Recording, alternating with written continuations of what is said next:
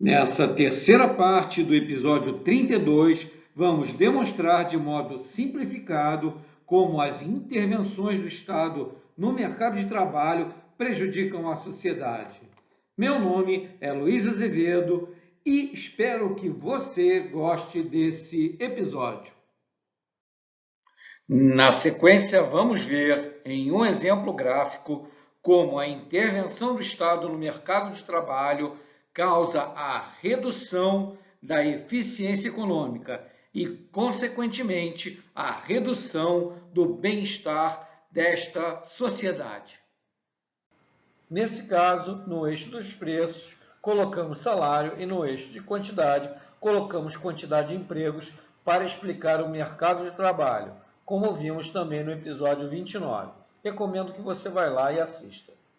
Então, temos a curva vermelha de demanda de trabalho pelas empresas e a curva azul de oferta de trabalho pelos trabalhadores. Na interseção das duas curvas, determina o ponto X de equilíbrio do mercado de trabalho, definindo a quantidade de empregos de equilíbrio, L asterisco, e o salário de equilíbrio, W asterisco. Esse é o ponto de equilíbrio de mercado no caso da livre negociação entre empregadores e trabalhadores, sem a interferência do Estado. Mas aí vem o Estado bonzinho e diz: eu quero uma parte desse negócio entre vocês. Mas como eu sou bonzinho, eu estou fazendo isso para proteger o pobre trabalhador do empregador malvadão. Então, o Estado impõe vários impostos e encargos, que no exemplo é representado pela linha preta. Como você pode perceber, essa intervenção do Estado faz com que o valor recebido pelo trabalhador, ou seja, o salário líquido, seja menor do que o valor que o salário de equilíbrio. Faz também que o valor pago pelo empregador seja muito maior do que o salário de equilíbrio, ou seja, o custo trabalhista total. E se você for observador, você percebeu que com a intervenção do Estado no mercado de trabalho, a quantidade de empregos no mercado, L, é menor que a quantidade de empregos no equilíbrio. Agora, vamos à parte de impacto econômico para a sociedade. Lembrar que nível de eficiência econômica é também denominado de nível de bem-estar da sociedade. Se você assistiu ao episódio 18 sobre imposto versus eficiência econômica, vai ser pura recordação. Se não, vai lá na playlist do canal e assiste.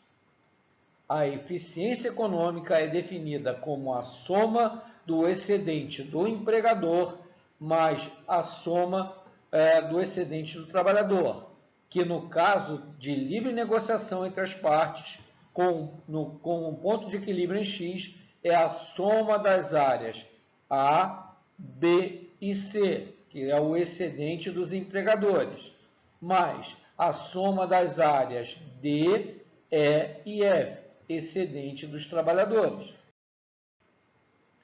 Como ocorreu a intervenção do governo, impondo impostos e encargos na relação trabalhista, temos que aos valores representados pelas áreas B mais E foram tomadas do trabalhador e do empregador pelo Estado, na forma de impostos. Os valores representados pelas áreas C e D deixaram de existir, pois com esse aumento de custo de contratação imposto pelo governo, não serão fechados essa quantidade de contratos de trabalho. É a chamada perda de peso morto. Então, a eficiência econômica, após a intervenção do Estado, será reduzida para apenas os valores representados pela soma das áreas A mais F e uma parte dos valores representados pelas áreas B mais E, que representamos por B pequeno e C pequeno, porque só uma parte desse valor, porque só uma parte desse valor retorna para a sociedade em serviços reais. Uma outra parte é retida pelo próprio governo para pagar sua estrutura gigantesca. Conclusão: pela intervenção do Estado no mercado de trabalho, provoca uma redução da eficiência econômica, que significa a redução do bem-estar da sociedade. Agora, vamos acompanhar a demonstração gráfica da intervenção estatal no mercado de trabalho pela imposição do salário mínimo. Com a ajuda do nosso gráfico preço versus quantidade, vamos avaliar o que acontece no mercado de trabalho, quando o governo estabelece um salário mínimo, que obriga a todo empregador a pagar para qualquer tipo de função que ele contrate. Então, temos a reta vermelha de demanda de trabalho por parte das empresas e a reta azul de oferta de trabalho por parte dos trabalhadores. Na interseção das duas curvas é determinado o ponto A de equilíbrio de mercado, que define a quantidade total de empregos de equilíbrio, L asterisco, e o salário de equilíbrio, W asterisco, no mercado de trabalho sem a intervenção do governo. Aí, o governo bonzinho, para proteger os trabalhadores dos empresários malvadões, sempre lembrar o dono da lojinha da rua, estabelece o salário mínimo, representado pela reta verde. Como você pode observar, no ponto B, onde a reta verde do salário mínimo corta a reta vermelha de demanda por trabalho das empresas, isto determina que a esse valor de salário as empresas só vão contratar a quantidade L1 de funcionários, que é menor do que a quantidade de equilíbrio de mercado.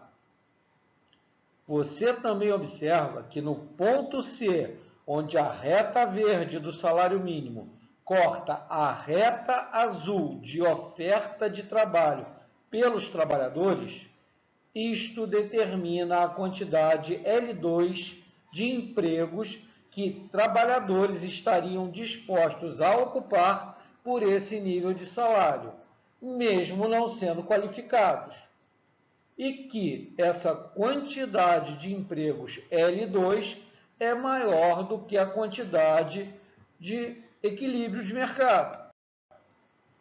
Portanto, temos que a diferença entre a quantidade de trabalhadores não qualificados aceitarem um emprego pelo valor de salário mínimo L2 e a quantidade de vagas de empregos abertas pelos empregadores para pagarem esse valor L1 é a quantidade de desemprego no mercado de trabalho gerado pela intervenção do Estado, determinando um valor de salário mínimo obrigatório.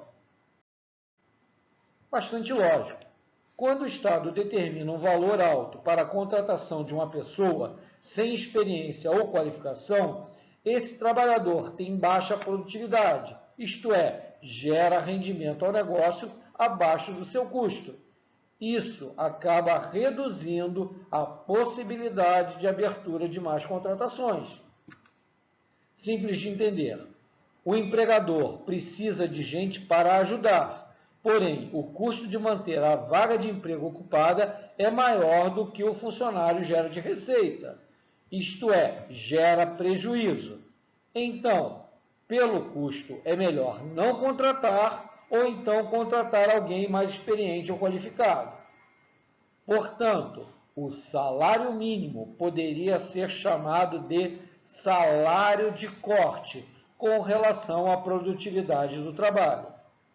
Se houvesse livre negociação no mercado de trabalho, menos regulações e sem intervenções do governo, as empresas, principalmente as pequenas e médias, que são a maioria, teriam mais vagas a serem oferecidas para pessoas jovens, inexperientes ou sem capacitação.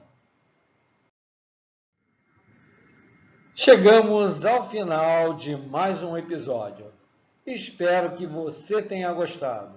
Se você gostou, deixa aqui embaixo o seu like, os seus comentários e compartilhe o vídeo. No próximo episódio, pelo spoiler da charge ao lado, que faz troça com a globalização e as diferenças entre os hemisférios norte e sul, vamos começar a conversar sobre desenvolvimento econômico, ou, traduzindo em miúdos, quais as razões de algumas nações terem se tornado sociedades prósperas. Meu nome é Luiz Azevedo e muito obrigado pela sua audiência.